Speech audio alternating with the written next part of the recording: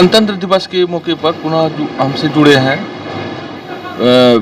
बरधाहा college के पूर्व principal Bhimnath Jha. अभी वर्तमान में ये जमुआ पंचायत राज को बदलने में लगे हुए हैं। इनके जुनून जो है वो काफ़ी काबिले तारीफ है और अररिया जिले में ये चर्चा का विषय बना हुआ है। मॉडल पंचायत जमुआ बन चुका है और आदर्श पंचायत बनने की ओर अग्रसर है। आइए इनसे जानते हैं ये जिस तरह कॉलेज को एक अच्छे मुकाम पे ले गए हैं और पंचायत राज जमुआ को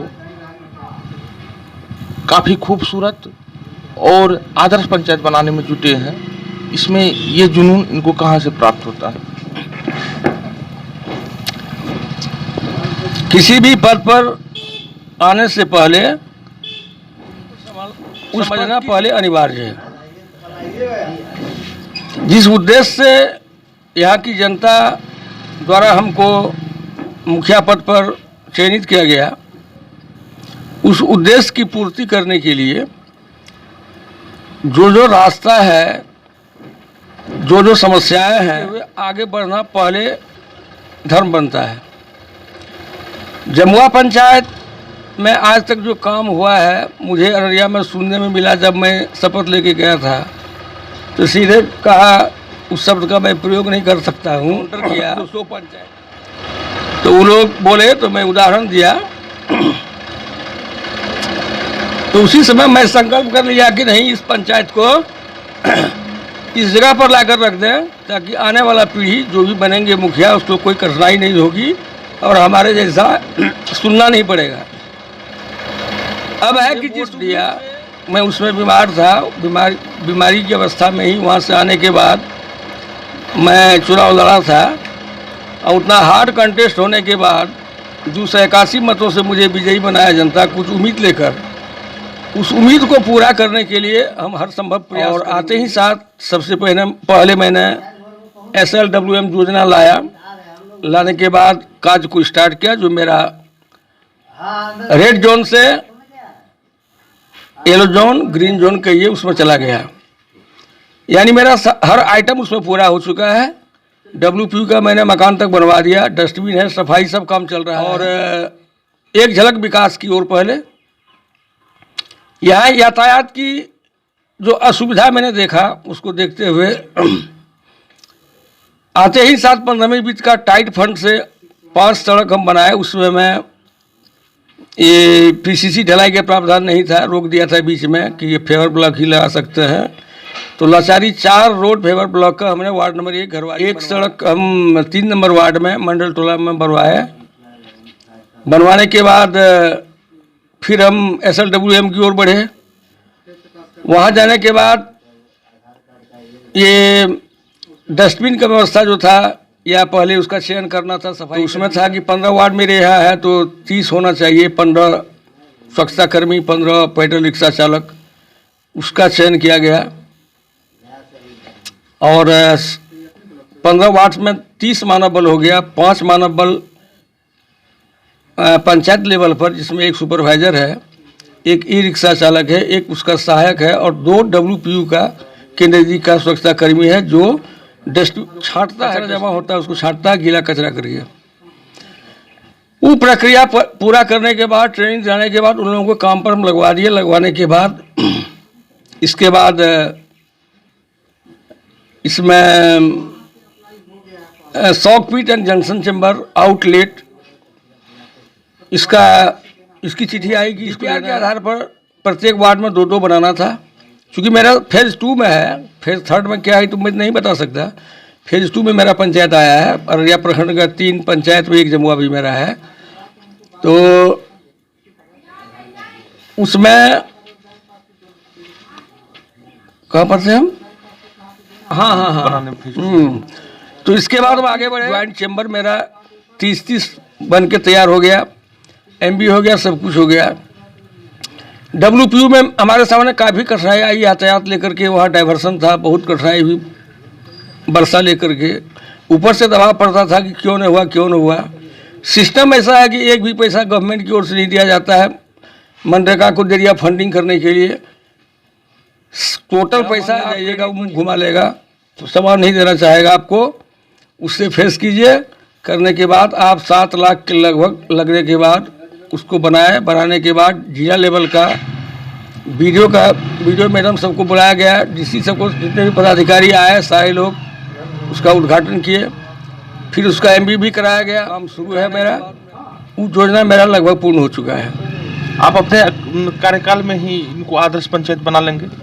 मेरा यह संकल्प है, मेरा संकल्प ये है, लेकिन संकल्प जब पूरा करने वाला तो कोई दूसरा है, अपना मन से तो कुछ होता नहीं है। लेकिन मेरा संकल्प तो है, इसलिए कि मेरा 1 ही वर्ष हुआ है अभी, और 23, 24, 25 कंप्लीट 3 वर्ष तो हम रहेंगे, तब 26 में सोचेंगे जो क्या होगा परिणाम, तो आ जाना चाहिए।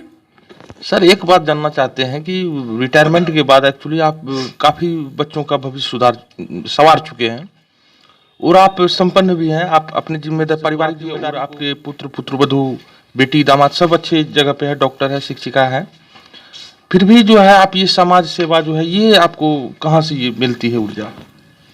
देखिए, आपको किसी न किसी रूप में अपना दिनचर्या को ढालने के लिए कोई रास्ता चुनना होगा। हमारे पिताजी भी शिक्षा और मैं भी शिक्षा में था, तो बच्चों और अभिभावकों के बीच था, वहाँ भी तो सेवा की ही भावना थी। यहाँ आके बैठे रहते तो डिप्रेशन का शिकार होते। तो ऐसी स्थिति में दूसरा विकल्प क्या था? जब हम सेवानिवृत्त हो गए थे तो सरकारी किसी काम का लायक नहीं थे, तो किसी न किसी रूप में अगर किसी को मदद मिल जाता है हमसे, और ऐसे लोग नहीं है, उसका अगर समस्या का कुछ भी हल हमसे हो जाता है तो ये बहुत बड़ी पुण्य की वाला काम है। यही सोच करके इसमें हम दिलचस्पी लिए और कोशिश करते हैं कि कुछ ऐसा उदाहरण दें लिंक से हटकर। जो परंपरागत काम है वो तो प्राय मुखिया लोग करते ही आए हैं, और ये समय बताएगा कि 4 वर्ष के अंदर लिंक से हटकर क्या काम है अपने समझ में आ जाएगा लोगों को, ताकि वह प्रेरणा का स्रोत हो जाए और एक याददाश्त के रूप में रहे। और इससे ज़्यादा नहीं, सेवा का भावना यही है कि सेवा, हम तो शुरू से शिक्षा में तो सेवा ही थे, में ही थे, अभी भी है, तो बैठ के क्या करेंगे? डिप्रेशन में चले जाएंगे, तो उससे अच्छा किसी के पीछे है। अच्छी सेवा कर रहे हैं, जबकि ये चाहते तो महानगरों में जाकर आराम से रह सकते थे, कहीं कोई तरह की परेशानी नहीं थी, फिर भी इन्होंने समाज सेवा को चुना और जो है मुखिया बने। बाकी गणतंत्र दिवस के विषय में क्या कहेंगे पंचायत और जिलेवासी? गणतंत्र दिवस परसों जो होने जा रहा है, इसको राष्ट्रीय समारोह के रूप में मनाया जाएगा। ये हमारी दृष्टि में 74वां जो गणतंत्र दिवस है। देश स्वतंत्र होने के बाद एक्चुअली संविधान लागू होना या पूर्ण रूप से प्रजातंत्र का जो होता है वो रूप होना दिवस और चीज़ है। इस अवसर पर हम पंचायत वासियों से लेकर देशवासियों तक सबसे यही अपील करेंगे कि हम सभी भारतीय हैं। भारत की स्वतंत्रता, एकता, अखंडता को दुरुस्त रखने के लिए एकजुट होकर के हम लोग राष्ट्र के प्रति समर्पित रहें, और जहाँ तक राष्ट्र हित का काम हो उसमें परस्पर बैर को भूल जाना चाहिए, जाति पात को भूल जाना चाहिए, विद्वेष की भावना को भूल जाना चाहिए, तभी राष्ट्र का उत्थान हो सकता है। और इसी के लिए हम लोग हर वर्ष मनाते हैं यादगार के रूप में। इतिहास अतीत की वह कहानी है जो भूतकाल की ओर इंडिकेट करते हुए, इंगित करते हुए वर्तमान में हमको सचेष्ट करके भविष्य का मार्ग प्रशस्त करता है। कहने का मतलब मेरे साथ क्या हुआ, राजतंत्र था, राजतंत्र हटने के बाद फ्यूडलिज्म आया, सामंतवाद, वो भी समाप्त हो गया, काल आया, दिल्ली सल्तनत या और मुस्लिम शासन, इसके बाद अंग्रेज लोग आए, विदेशी लोग, कैसे कैसे हम लोग के साथ किए। उसमें राष्ट्रभक्त सब अपना बलिदान दे करके हम लोग को स्वतंत्र कराए। उनकी जो कहिए कुर्बानी है उसको व्यर्थ हम लोग नहीं जाने दें। गणतंत्र, हाँ, गणतंत्र देखिए, गणतंत्र क्या हुआ? संविधान form of form of government में आप आइएगा, राजतंत्र हुआ, प्रजातंत्र को ही गणतंत्र कहा जाता है। गण मतलब जन, पब्लिक का शासन पब्लिक के लिए, पब्लिक के द्वारा इब्राहिम लिंकन का परिभाषा है।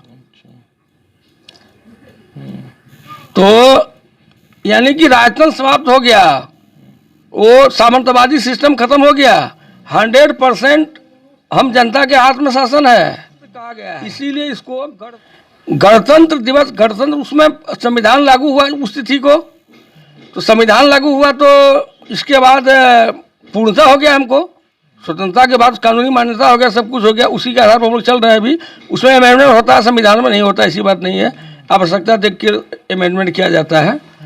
लेकिन गणतंत्र दिवस इसको इसलिए कहा गया है कि पूर्णता जनता के हाथ में सत्ता। स्वतंत्रता के बाद जो है हमको गणतंत्र हाँ, संविधान में हाँ, जैसे 15 अगस्त को हम स्वतंत्रता दिवस मनाते हैं, लेकिन पाकिस्तान वाले 14 अगस्त को ही मनाते हैं। वो लड़ाई हम लोग पाकिस्तान हिंदुस्तान मिलकर लड़े थे, उसका एक दिन पहले मनाया जाता है, हमारा एक दिन बाद मनाया जाता है। गणतंत्र दिवस का तो उसका डेट नहीं बता सकेंगे हम, लेकिन मेरे यहाँ तो 26 जनवरी है, इसलिए कि 26 जनवरी को संविधान पूर्णतः लागू कर दिया गया है। चलिए, अभी हमारे साथ जुड़े थे महान शिक्षाविद भीमनाथ झा जी।